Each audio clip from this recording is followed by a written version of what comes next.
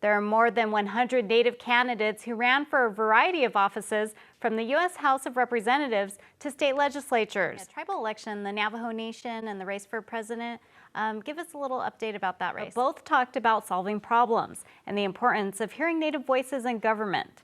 Lori Edmo interviewed Jordan last night. Do you have a message to the young people out there who may be interested in running for office? Or never give up. It was also interesting that she was giving a shout out and congratulations to all the other Native women there. Paulette Jordan was campaigning for other candidates, including Deb Haaland in New Mexico. And so now it's 2 more years, is that? 2 more years and we'll be back. Thank you very much for watching. Some of the challenges you faced early on in creating your business? I think there were a number of challenges, but one of the first ones I think is knowing your worth and to really important mentorship is when you were establishing your business. Some of the challenges that I faced as an entrepreneur were really just the general tools of what the Trump administration has not been shy about promoting it, and also even members of the administration, when it comes to climate change, saying, you know, they deny some of the science behind it. Indigenous people here in New Mexico are fighting to protect sacred sites, including around Chaco Canyon. How do you see teaming up with Indigenous people in New Mexico and across the country? What does that do for these environmental issues that people like yourself are fighting for? Well, we've already have been, connecting and learning about each other, because we may be thousands of miles from each other, but we're connected. So let's start with the basics. Tell us, what are treaties between tribes and the United States? So the practice of treaty making goes back to the very founding of the United States, and actually goes back prior to the existence of the United States. If you search online for how to improve your health, you would find thousands of websites and articles. Same for health apps on your phone. But not many of them speak to the experiences and values of Native American and Alaska Native people. When a lot of people hear the words wellness, they automatically think of physical fitness.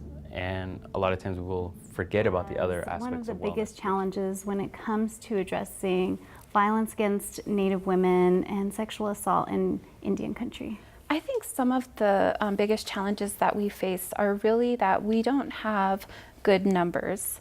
We know that with the recent National Institute of Justice report that 83% of Native women experience Lauren Anthony in Gallup found that meal prep, as it's known in health circles, works for him. He once weighed nearly 300 pounds, but lost the weight and has kept it off for years. He did his own research online to educate himself about nutrition. We're going to prepare it up and make it into an awesome thing for everybody to eat. If you don't prepare for your day, if you don't prepare for your week, as far as eating clean, then majority of the time you're going to go pull off into some like fast food joint. Leaders from the Middle Rio Grande Pueblo Tribal Consortium are already looking ahead for opportunities to connect tribal offices and healthcare facilities to high-speed internet.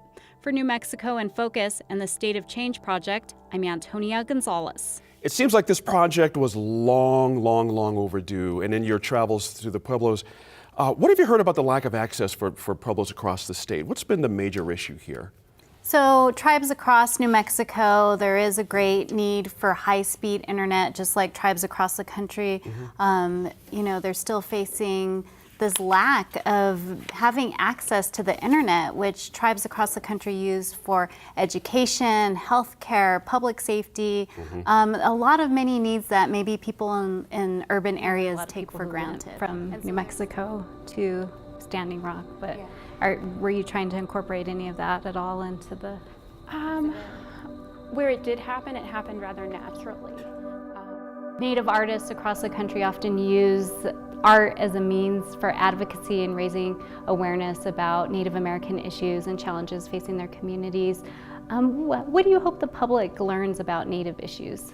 With this exhibit in particular, I want them to see that it's not just Standing Rock. Joining me today is Lloyd Lee with the Native American Studies Department at UNM, and also Irene Vasquez, who is with the Chicano Studies at UNM. Welcome. Thank you for joining us today. Thank you. Thank you. And Lloyd, the Native American Studies Masters focuses on leadership and indigenous culture. Tell us what's unique about the program. Well, it would be the first master's graduate degree program in the state of New Mexico that focuses on Native American studies. And Irene, just like the Native Studies department, there's a bachelor's program at your department as well. But tell us about just the historic move that happened. Well, during this past academic year, our department has been championing a master's and PhD about the proposal. work that the youth group did after the Gold King mine incident last year in August 2015. Well, last year, our work that we did was was more with the farmers. You know, these farmers have to go through a lot of harvesting truckloads. The clinical psychologist is Wahpeton, Dakota, and now treats people at the United American Indian Involvement, which currently serves nearly 3,000 people in Los Angeles County. I go to work just like anybody else, make a living. The hustle and bustle, especially here in California, it's really fast. And so sometimes I need that break to be able to go back. Thank you for stopping by New Mexico PBS. Thank you for having me. Tell us a little bit about what your favorite traditional food is. I like, there's two ingredients I like. I like corn and squash. And you had mentioned the term activist. Do you see yourself as a food activist, especially in Native communities? I just see myself as a servant. I would say I'm a servant of the people. Is an issue that's key for tribes across the country and here in New Mexico.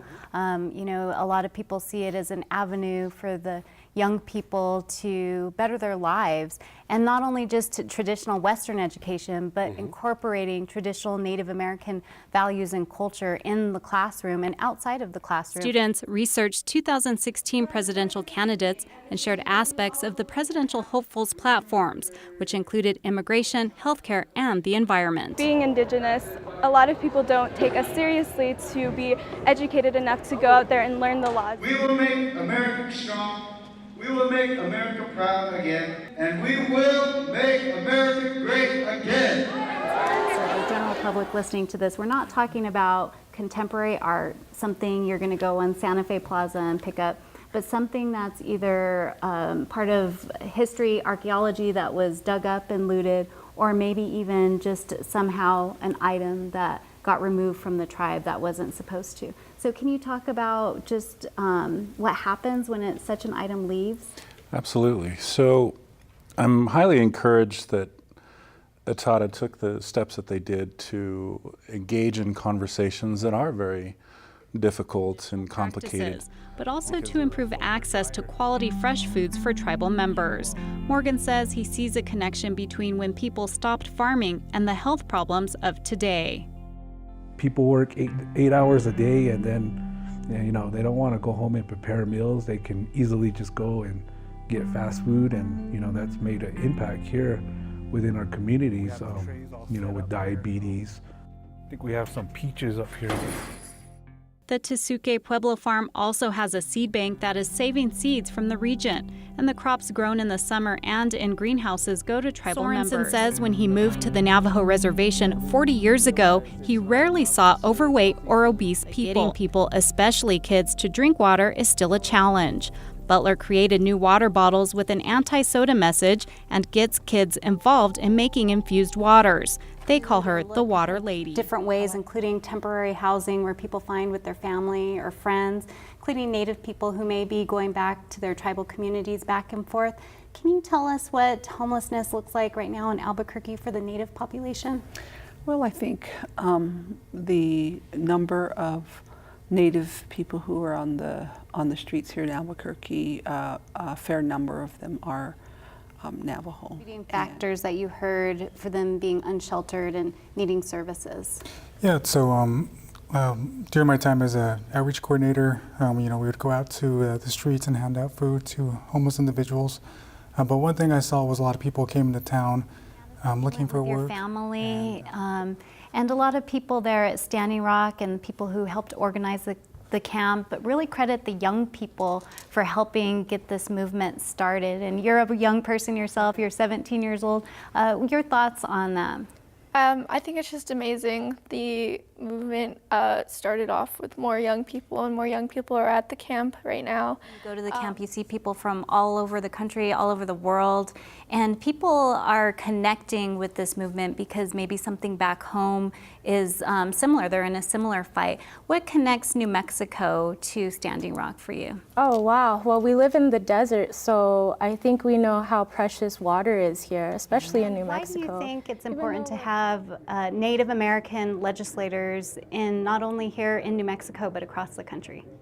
Personally, I believe that having a seat as a Native American Pueblo man within this realm is important simply because it gives our people a voice. When the treaty was shown for a month in Window Rock this summer, your shoes were also there, along with the Navajo Nation flag, where runners retraced ancestors' steps and talking about a lot of issues that tribes face today, including the Navajo Nation. Your role model, part of health and wellness, is one of the things that you try to incorporate. So how was that? Talk a little bit about health and wellness when it comes to Navajo people and with the treaty event. I think with the run that we did in commemorating our 150 years